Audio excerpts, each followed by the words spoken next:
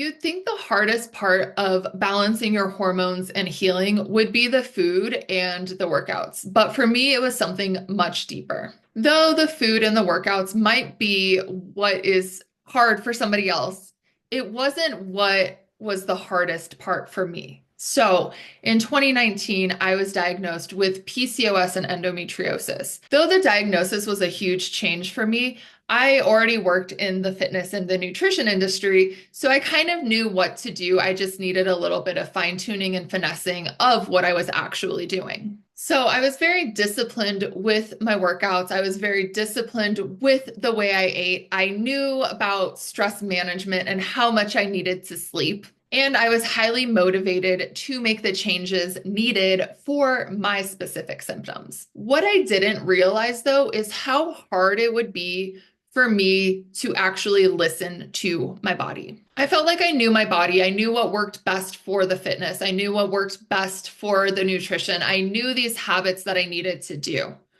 But when it came down to it, I didn't realize how much I would struggle with what I knew and how to connect it to my specific body. So, what do I mean when I say that? Basically, I gave myself PCOS. I've said that before. I'm going to say it again. I will be blue in my face saying that. I believe I gave myself PCOS because of my personality type. I am a type A perfectionist. I like to do the thing. I like to check the list. I that is who I am. I am also a ex-athlete. And that type of mindset is also that very perfectionist, very high achieving, driven person. So me, I thought I knew everything. I thought I knew, okay, it's going to be okay. Like I can adjust my workouts. I can adjust my nutrition in the way that my coaches were having me do, my doctors were having me do. But what really was the struggle was that I didn't really want to do all of that. I really enjoyed the way I ate.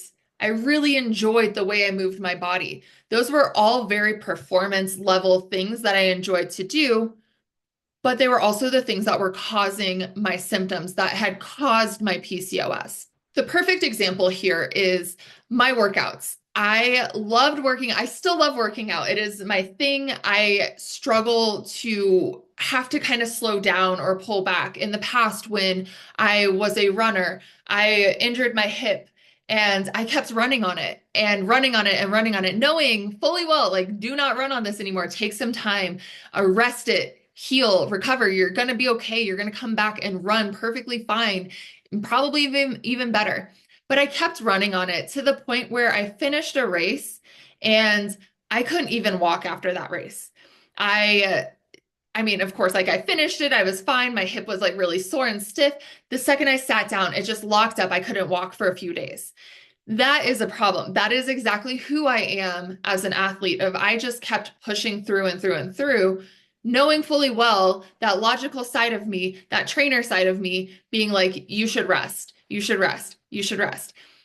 Even after my athletic days when I just was focusing on working out to work out and enjoy it and feel good, I was really using it as stress management. Spoiler alert, please don't do that. It is actually causing more stress on your body. But I would work out 6, 7 days a week because I loved working out so much. And my style of working out wasn't just like, oh, I'm going to hit a walk or I'm lifting different body parts and I'm doing some yoga. Like I'm being active every single day. It was CrossFit style workouts, and nothing wrong with CrossFit. I think that it is a beautiful modality of workouts, but I was doing that 6, 7 days a week, not resting. And this is what caused my PCOS. I just was overtraining, overworking out, under recovering because I enjoyed it so much. Because it was hard for me to take the day off, this is where all of my issues started. So you can see where that perfectionism, that type A personality, that athlete, it's all coming into this perfect storm. I think all of those traits are very beneficial for so many things, like me being a business owner, me being an entrepreneur, my workouts, being an athlete. They've all been beneficial in other ways. But when it came to my own health, being told that I couldn't work out as much as I was, being told that maybe I needed to adjust my nutrition where I wasn't having the protein that I was used to. Those things were hard for me to mentally grasp. It wasn't the workouts themselves. It wasn't the nutrition itself. It was having to pull back and slow down and not do everything all at once. That was the hardest for me with all of my PCOS and endometriosis recovery. And in full transparency, I still struggle with this. I still struggle to rest. I am the person who feels like she needs to earn rest. And this is something that I am working on. But I grew up thinking like I had to go to practice and do homework and do all of these things before rest. And now it shows up in my life of, okay, I can't just sit on the couch on a Saturday, even though I'm exhausted or it's day 2 of my period. I feel guilty doing that. And so I've gone through therapy for this. I'm actively still working on it, but I feel like I need to like clean the kitchen, or I need to work a little bit, or I need to like exercise before I can get that rest.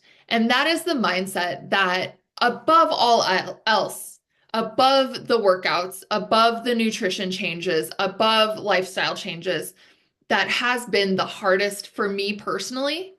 And I believe that it shows up in other women with reversing their hormones and managing their symptoms as well. It shows up in those women as well, because most women who have hormonal symptoms, hormonal imbalances, are also the same with the type A perfectionism.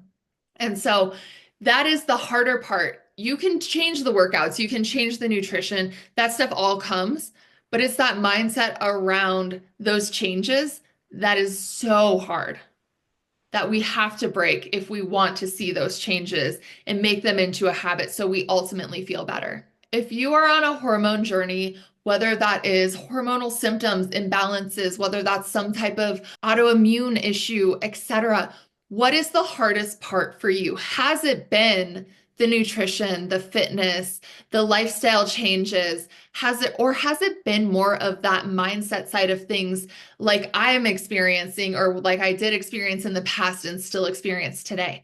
I want to hear from you in the comments. And that is all I have for you on Hormone Happy Hour. I will chat with you next time. Cheers.